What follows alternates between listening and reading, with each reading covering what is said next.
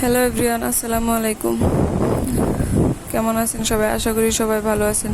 কাছে ও দূরে যে যেখানে বসে আমার ভিডিওটি দেখছেন, আশা করি সম্পূর্ণ ভিডিওটি দেখে যাবেন। তো আলহামদুলিল্লাহ, প্রথমবারের মতো অনেকগুলো জামার অর্ডার পেয়েছি।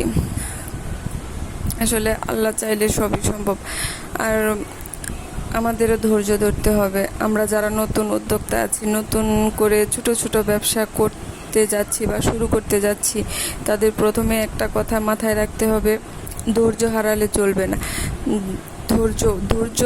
ধৈর্যের কোনো বিকল্প নাই।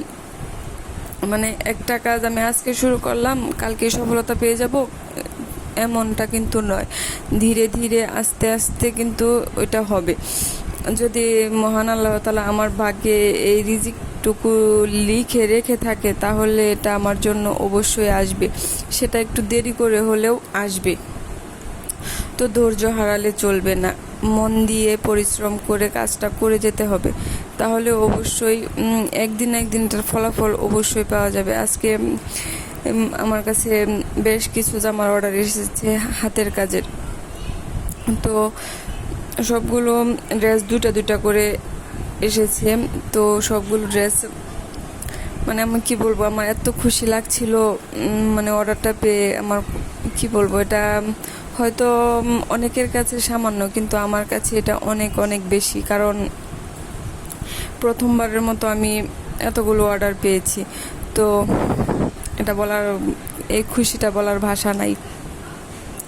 তো আমি বলবো, আমার মতো যারা নতুন করে শুরু করতে যাচ্ছেন বা নতুন শুরু করেছেন, কেউ ধৈর্য হারাবেন না। ধৈর্য হচ্ছে সফলতার মূল কাঠি আমি মনে করি।